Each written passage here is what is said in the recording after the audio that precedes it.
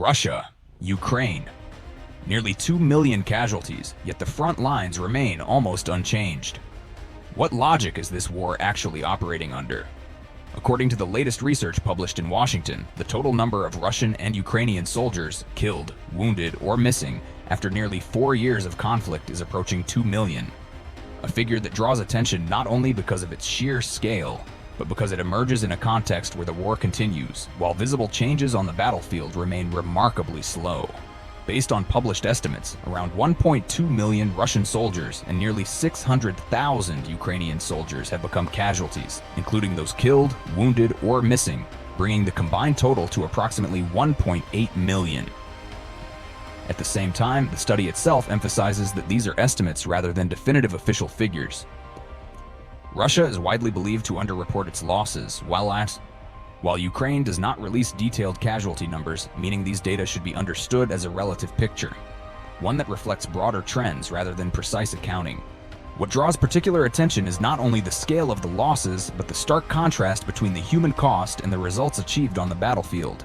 In certain areas, Russian forces are reported to advance only a few dozen meters per day. When this pace is placed alongside the scale of manpower losses, a clear paradox begins to emerge. The war consumes an ever-growing number of lives, while the map of the front lines changes only marginally. In traditional understanding, wars are often associated with clear turning points. High casualties usually accompany decisive battles where the balance of power shifts rapidly. However, when examining the data currently available, it becomes evident that this conflict does not follow that familiar logic. Instead, it displays many characteristics of a prolonged war of attrition. From a logical standpoint, a war of attrition does not prioritize rapid territorial gains, but sustained pressure on the opposing side. Within this model, time itself becomes a critical strategic factor. Each passing day, even without significant territorial change, can gradually erode capabilities, morale, and the capacity to endure on both sides. Another factor that must be considered is the transformation of the modern battlefield. Surveillance technology, precision-guided weapons, and layered defense systems have made rapid breakthroughs far more difficult. Every advance, even a minimal one, encounters dense defensive networks and therefore often carries significant personnel losses. Under these conditions, the cost of gaining each meter of ground becomes increasingly expensive. If the information being released is accurate, this war can be understood as a prolonged tug-of-war, in which neither side can easily achieve a decisive advantage.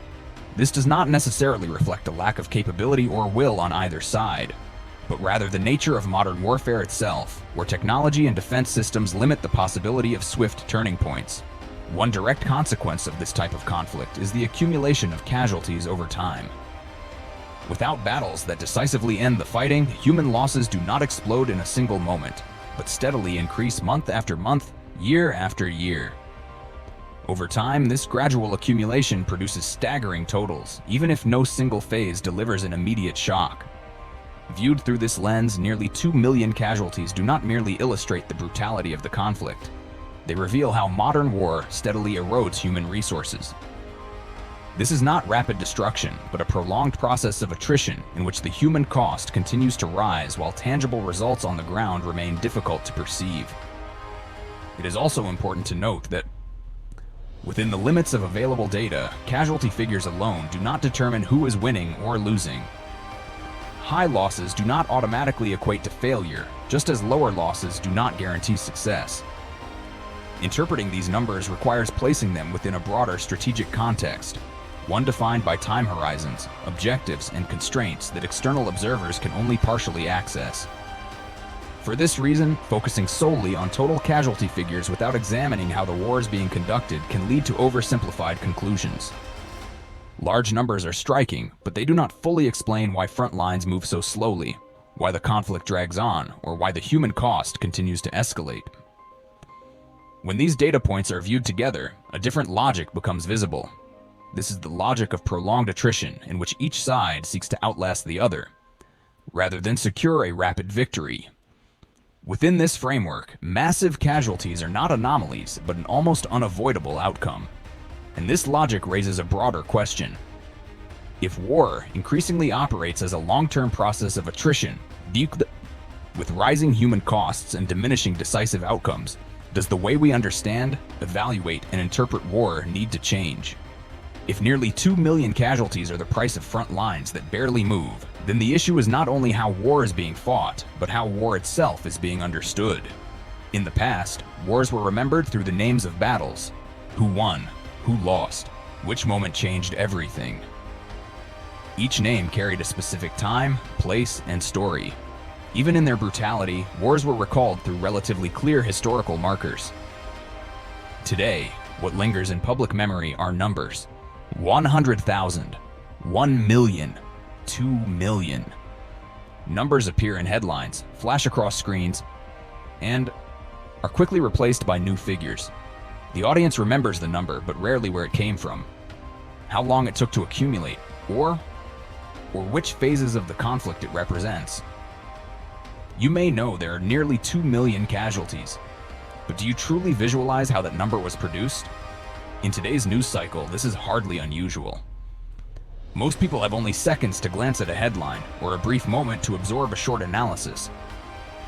Within that limited window, numbers become the fastest way to convey severity. They are efficient, but they also flatten the story. From a logical perspective, small numbers shock, larger numbers overwhelm, but beyond a certain threshold, numbers begin to lose their emotional impact. Not because the war is less violent, but because the human mind is not designed to intuitively grasp magnitudes of that scale. So what happens when numbers become too large to shock? A paradox emerges. The more data is presented, the more people feel they know enough.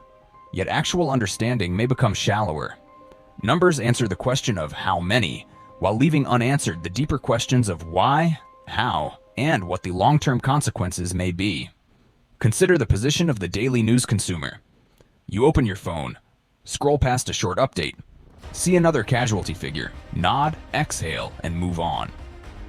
Not because you are indifferent, but because you lack the time and context to process it more deeply. You're inside the story, but in a very specific role, a passive recipient, always arriving after events unfold, seeing only the visible tip of a much larger informational iceberg. Within this environment, media outlets naturally prioritize what is easiest to communicate. Numbers are concise, direct, and easy to compare. Yet once detached from strategic and temporal context, they risk being treated as conclusions in themselves, rather than signals that require deeper explanation. Another risk is that numbers become fuel for speculation. In the absence of context, individuals fill informational gaps with their own assumptions. The same data can lead to entirely different interpretations, not because the data is false, but because reception varies. This leads to another critical question. If war lasts long enough and casualties grow large enough, does society begin to accept this as a new normal? Familiarity with large numbers does not necessarily produce indifference, but it can shift attention. Instead of asking how war is reshaping societies, people may focus only on whether today's figures are higher or lower than yesterday's. Conflict becomes a chart to track, rather than a complex process with layered consequences. Looking further ahead, one must consider the long-term impact of this mode of perception on strategic thinking and public discourse.